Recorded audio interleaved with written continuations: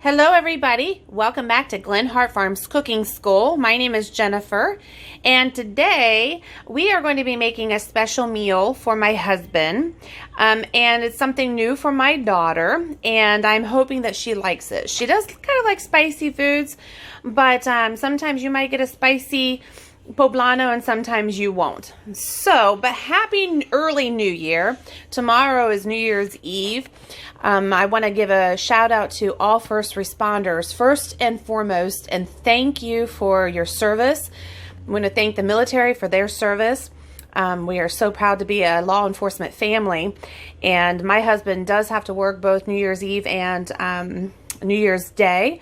So to all of those working, whether it's anywhere, law enforcement, military, or just anywhere, retail, if you're just working, just be careful, be safe, and have a good day, and just know that we are praying and thinking about you.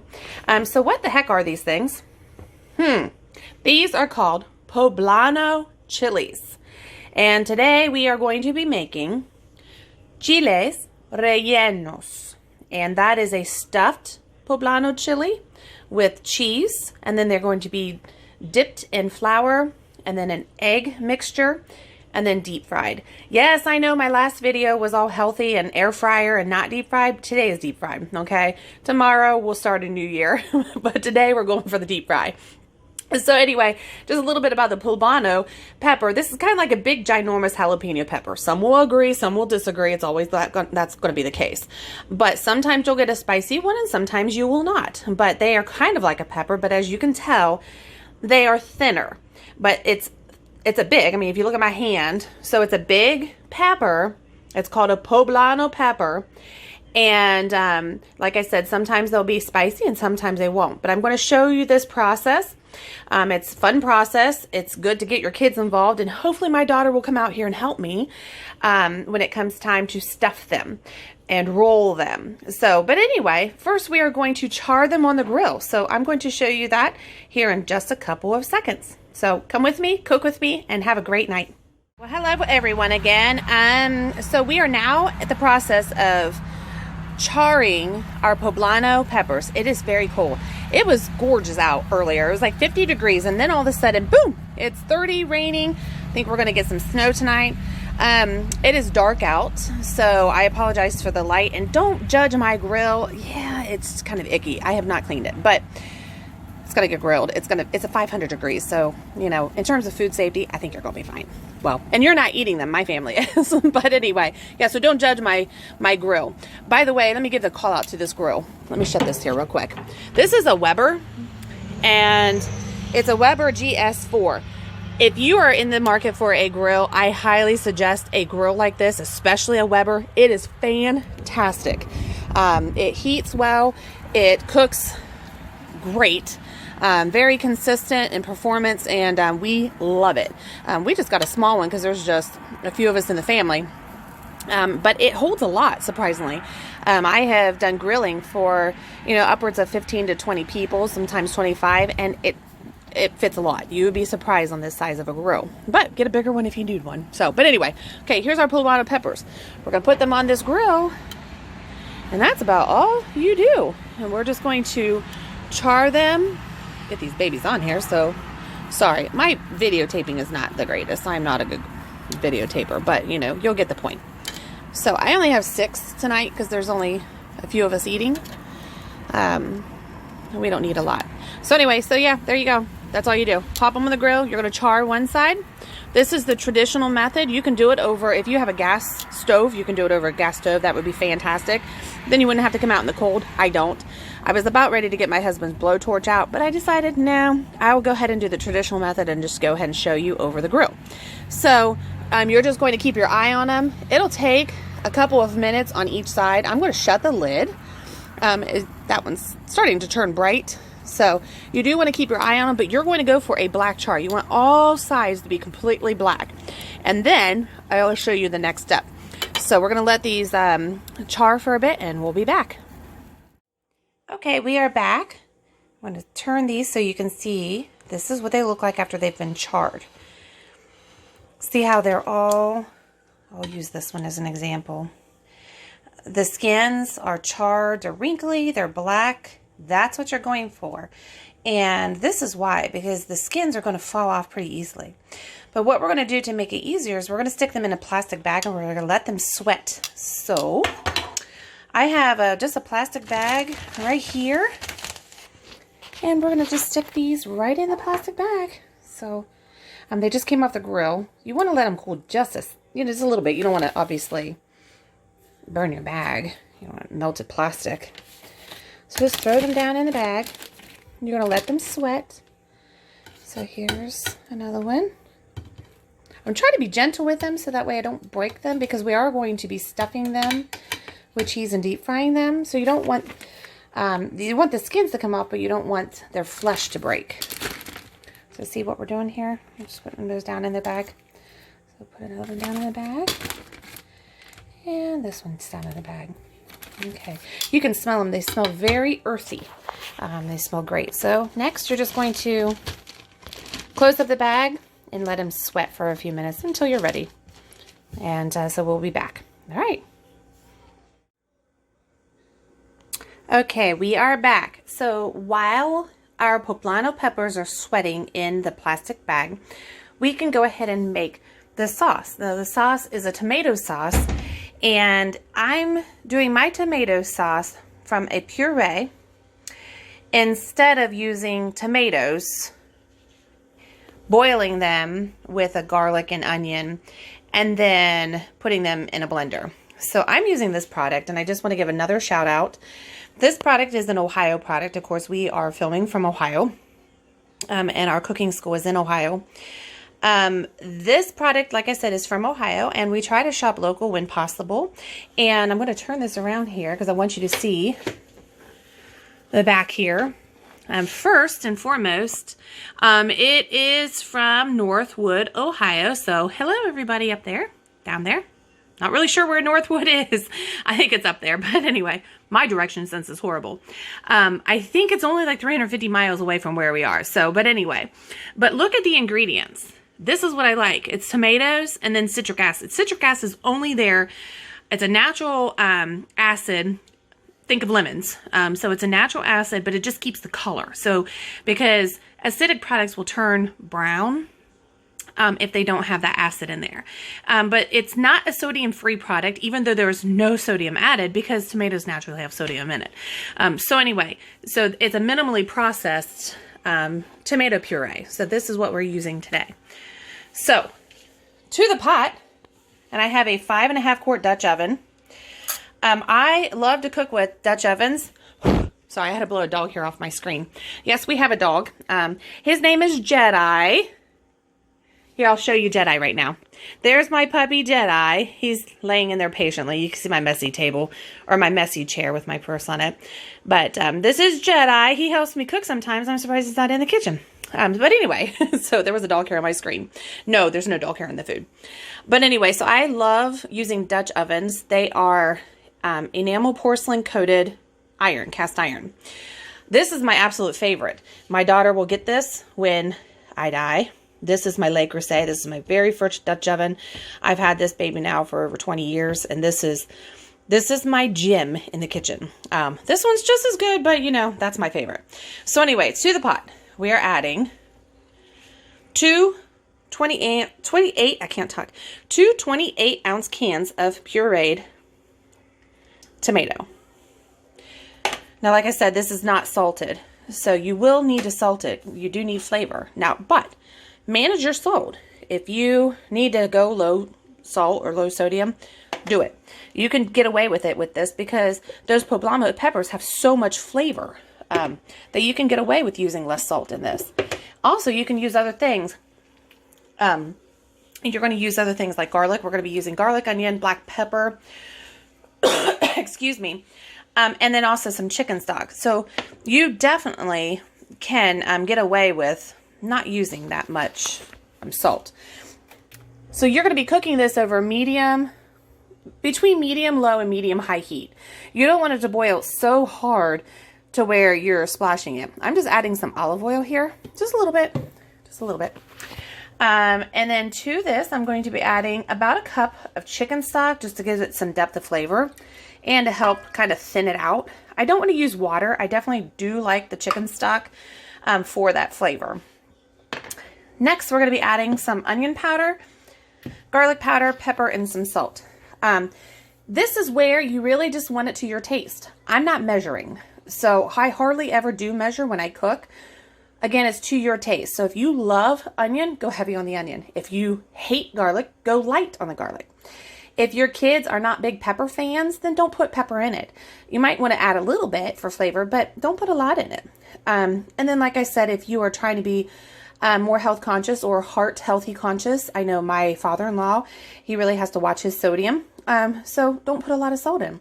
It's totally your preference. So first I'm going to start with black pepper. Now I like it all, so I'm adding quite a bit. Don't be shocked.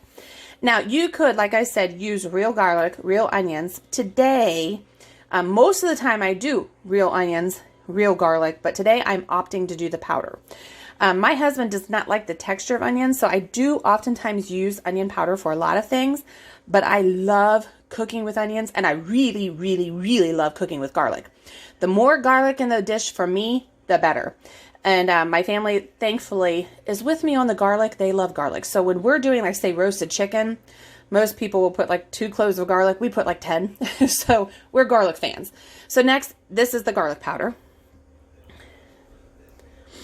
So I'm putting my garlic powder in. Onion powder, and I just use off-brand. I don't buy special stuff. I do like onion, so I'm going to go heavy on the onion. And this can be a base. This can be anything. This is a sauce that you can actually use for Italian, Mexican. I mean, you name it. You can use this for a lot of things. Then we're going to do some salt, and you're just going to taste it. So don't forget that you did put chicken stock in there. And then we're going to give it a stir. So, and you're just going to bring it to a boil. So I'm going to give this a stir here.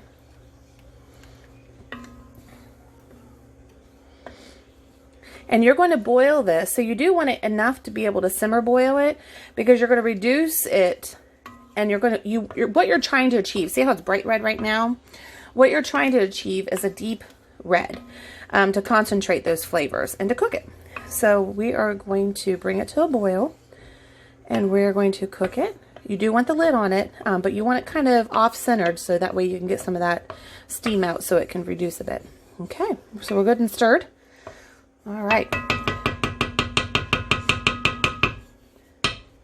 Put this over here, out of the way.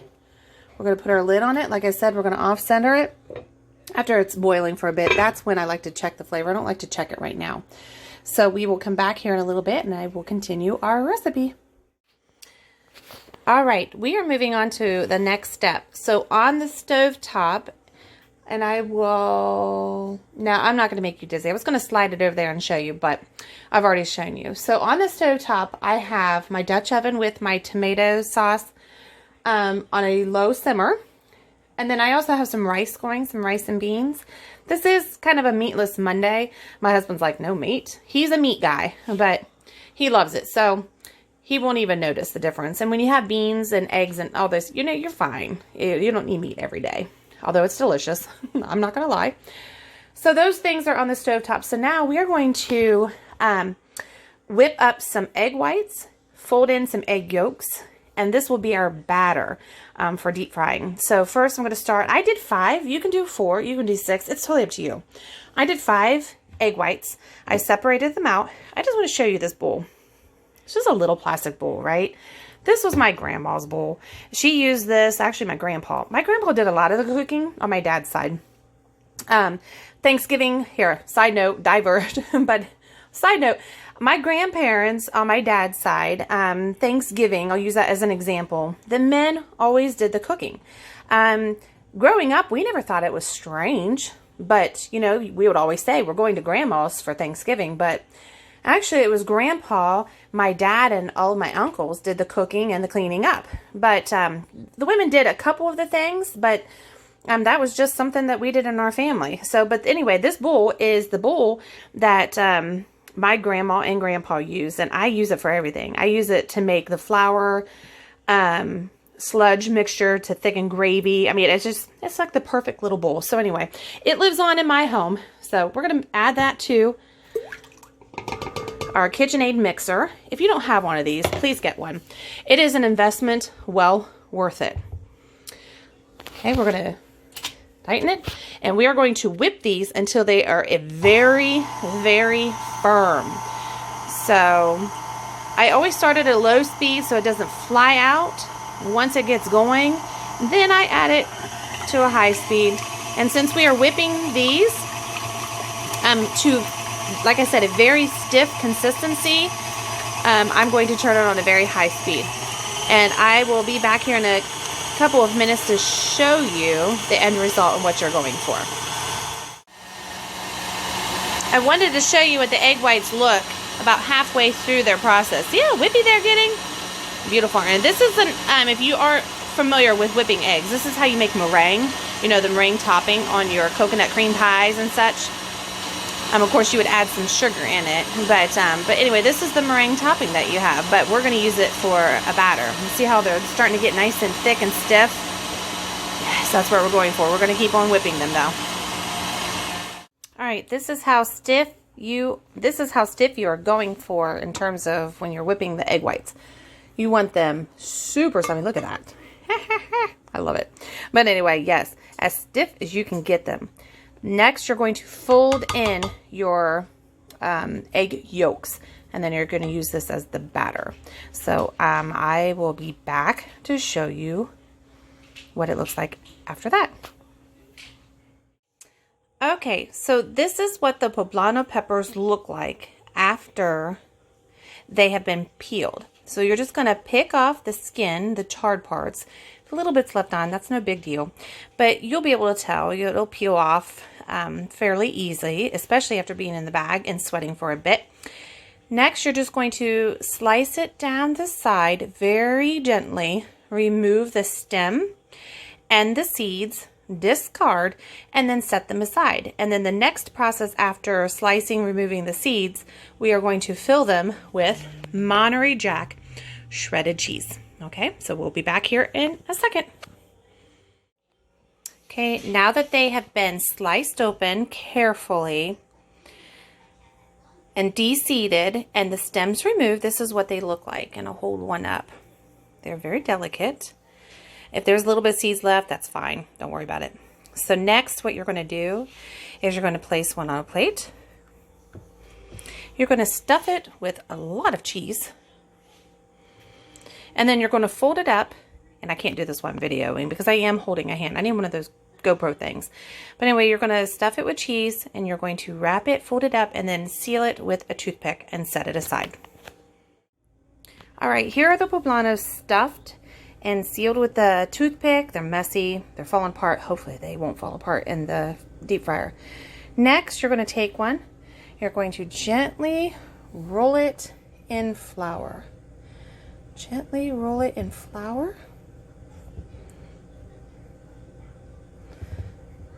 Okay. Excuse me. Shake off the excess flour and cheese apparently, and then just set it on a plate. Okay, and continue doing this until all of your poblanos are rolled in flour. Okay, and we'll be right back. All right, the next process is you're going to take your rolled stuffed poblano and you're going to dip it in that egg mixture to give it a good coat. Don't drop it in there. And then you're going to drop it gently into your frying without trying to burn yourself. And you're going to fry it until it's golden, turning it real quick, frequently, and then put it on a drying rack or a cookie sheet. This is what the poblano chiles look like after they've been deep fried. Now we're going to put them on a plate with the tomato sauce over it and serve it with some rice and beans. All right, folks, the finished product. This is what the Chiles Rellenos look like after they have the sauce on them. We're going to serve it with rice and beans and have a yummy, delicious meal. Have fun, be safe, and have a great night.